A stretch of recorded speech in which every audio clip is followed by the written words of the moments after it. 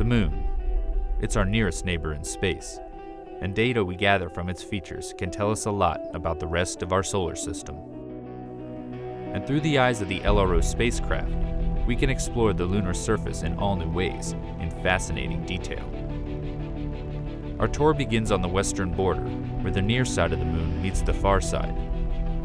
The enormous feature is a lunar crater, and it's known as the Orientale Basin.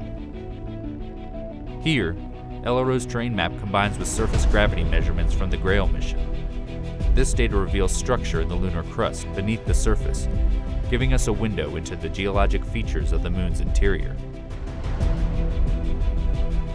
Our next location receives little direct sunlight and has some of the coldest recorded temperatures in the solar system, the South Pole. The highlighted spots signify potential water ice based on temperature readings from LRO's diviner instrument and reflectance from its laser altimeter LOLA. LOLA also allows us to peer into the darkness of Shackleton Crater by bringing us this digital elevation model. It's 21 kilometers wide and 4 kilometers deep, but it pales in comparison to the largest known impact crater in the Earth-Moon system, the South Pole-Aitken Basin. Sitting on the far side, it's 2,500 kilometers across and 13 kilometers deep.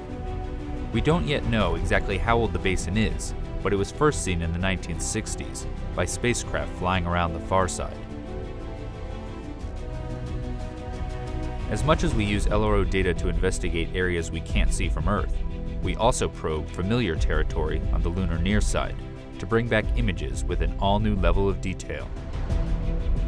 This is Tycho Crater. It's around 100 million years old.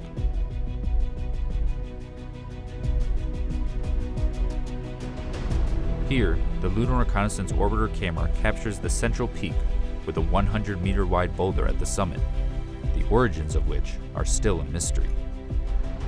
Continuing across the Moon's near side, we will arrive in an area ripe for future exploration due to the diversity of impact and volcanic materials.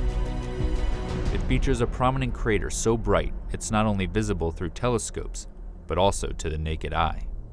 Welcome to the Aristarchus Plateau. Here, infrared shows the mineral pyroxene in orange and a splash of plagioclase in blue from Aristarchus Crater.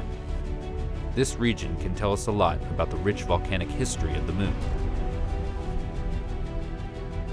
As much as we study the Moon looking for sites to visit, we also look back at places we've already been.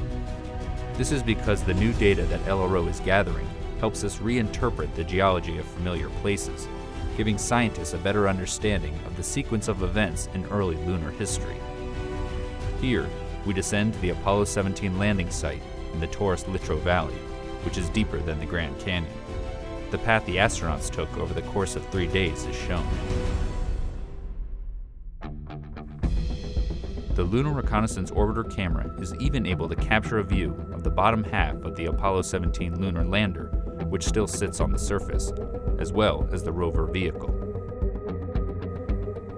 These images help preserve our accomplishment of human exploration on the Moon's surface. Moving onward, we make our way to our final destination. This location contains regions that exist in permanent shadow, as well as ones that bask in nearly perpetual light. It's the North Pole. Detailed terrain measurements by LOLA allow scientists to model sunlight and shadow at the poles over decades and centuries. Sunlit peaks and crater rims here may be ideal locations for generating solar power for future expeditions to the Moon.